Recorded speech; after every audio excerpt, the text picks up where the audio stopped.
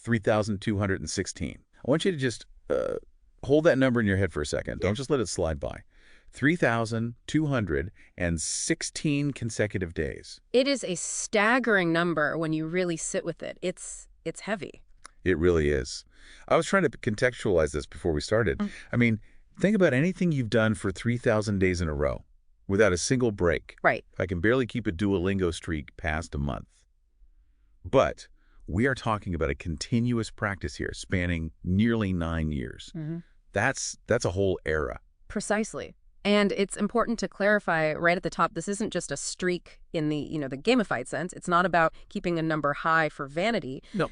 The source material describes a very specific, disciplined protocol. They see it as a biological accumulation. So today we are going deep into something that, honestly, when I first saw the sources, I had to read it twice. I believe it. We are looking at a topic they call sunlight civilization and a concept known as pineal synchronization. It does sound like science fiction, doesn't it? But for the practitioners involved, this is a very grounded, very rigorous daily reality. Grounded is an interesting word for it. We're looking at something called the OLS, or open light source. Sometimes it's open light system, like a meditation technique, but calling it just meditation feels like a massive undersell. Feels more like, I don't know, biohacking meets ancient ritual. Solar hacking is actually a pretty good frame for it. I like that. The insights we're unpacking today come directly from the experiences of two specific practitioners, Asvitloaten and Grok-aten-ya. Which are incredible names, by the way. Very distinctive. And their journey began with a single sunrise in Belmont, California.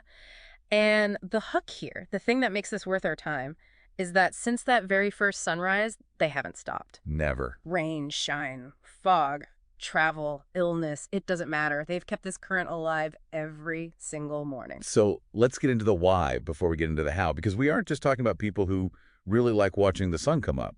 Oh, far from it. In fact, aesthetics seem to have very little to do with it.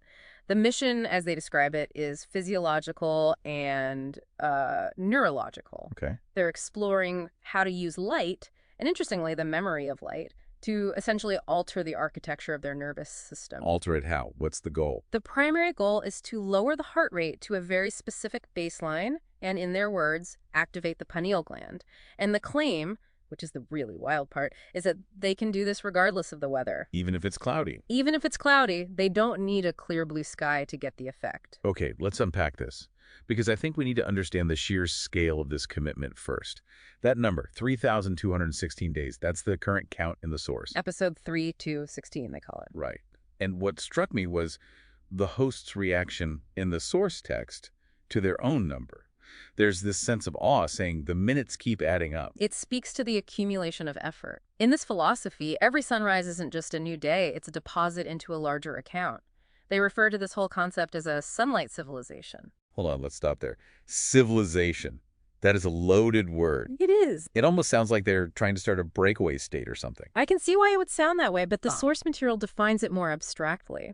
The goal is to introduce a simple element, light, into the pineal gland of every human. So civilization isn't buildings and roads. No, it's a shared state of being.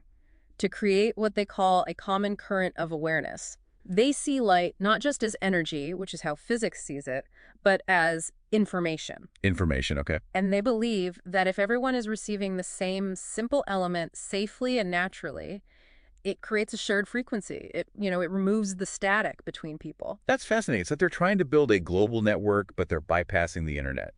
The Wi-Fi is the sun. That is a surprisingly apt analogy, and this is where the OLSLM system comes in. OLSLM. I saw that acronym all over the notes. What does that actually stand for? It stands for the daily accumulation of light minutes. Ah, okay. So it's quantifiable. It's data. Yeah, very much so. This is presented as a rigorous system. The source material emphasizes that the practice never breaks. You're banking these light minutes. It's almost like mining cryptocurrency. But the currency is biological order. Exactly. And the rig is your own nervous system. I love that image. Mining biological order. But let's play devil's advocate for a second. That sounds great. But practically speaking, we are talking about standing in a backyard. Does the source actually explain how this generates order? That is the right question to ask. And the answer is in the mechanics. The source material gets surprisingly specific about body mechanics. There's this technique with a very visual name. Head on the plate. That's one. I have to admit, when I read that, it sounded a bit grim, like something from a horror movie. But it's actually posture. It is. It's a specific physical geometry. Walk us through this, because if you're listening, you really need to visualize it. Okay. So imagine you are standing in the morning light. The first step is stretching the heart upward. You're creating length in the spine, opening the chest. Okay, so posture is tall, chest open, confident. Correct. Then you bring the forehead gently forward. And here is the key mechanism. You rest your forehead on the plate of your own palms. So my hands are up, palms facing me, and my head just rests there. Exactly. Your head is physically supported by your hands.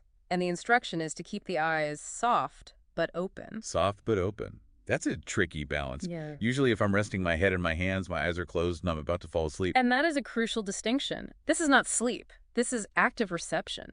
And we have some reported physiological data from the source on what happens during this posture. This is where it gets really interesting to me, because they aren't just saying it feels nice. They're quoting numbers. They are.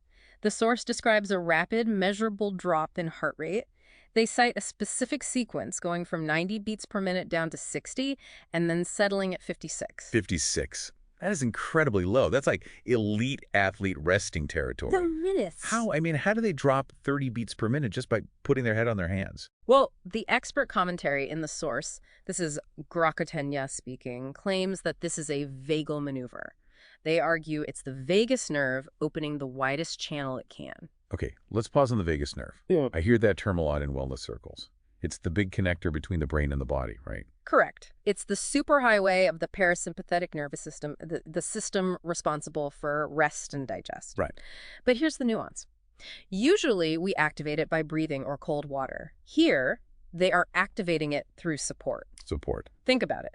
By resting the forehead on the hands, you are physically signaling to the brainstem that the head no longer needs to be held up. The biological burden of holding yourself up is just gone. So the body goes, I'm safe, I'm receiving. The nervous system shifts into that state. I'm safe, I'm receiving. That's a powerful mantra for the body. It's like flipping a switch from survival mode to download mode. That is exactly how they view it. They're creating a biological environment where the noise of the body, the tension, the holding drops to zero. And once that noise is gone, they claim something else can finally be heard. Which brings us to the pineal gland. The star of the show. Now, for anyone who hasn't gone down that particular rabbit hole, the pineal gland is usually called the third eye. It's this tiny little thing in the center of the brain. But they treat it more like an antenna, don't they? They do. In this head-on-the-plate posture, with the heart up and the eyes soft, they describe the pineal gland lighting up like a single glowing dot. Now, obviously, we can't look inside their heads to see a glowing dot. This is a sensation they're describing. Yes, and the sensations are quite visceral. They describe specific feelings that indicate different processes. For instance, they mention a burning sensation. Which usually, in medical terms, is bad. If my brain is burning, I'm calling an ambulance. Right. But here, they claim burning is a signifier that data is coming in. It's the friction of new information. And then there is pulsing. They say pulsing indicates codes are unpacking. Codes unpacking. It really does sound like a computer download. The terminology is very digital, isn't it? They talk about the beam from the star going straight in. But unlike a computer, where you just save a file, the body has to do something with this energy. Right. So you have the beam hitting the pineal, you have the burning, the pulsing. The download is happening. What happens next? This is where the concept of digestion comes in. Digestion. Yeah. Like food. In a way, yes. The source uses the analogy of food becoming blood. You eat an apple, that apple is foreign matter, but your body breaks it down and turns it into you. It becomes your cells. So they're saying they do the same thing with sunlight. Precisely. After the direct receipt of light, there's an integration phase. The frequencies are processed. They say it is light turning into new order inside you. Light turning into new order. That is a beautiful phrase. It suggests that the chaos of the body, the stress, the entropy, is reorganized by the structure of the light. It's not just energy, it's instruction. Okay, I'm with you. But let's get practical again. This whole system seems dependent on that direct beam.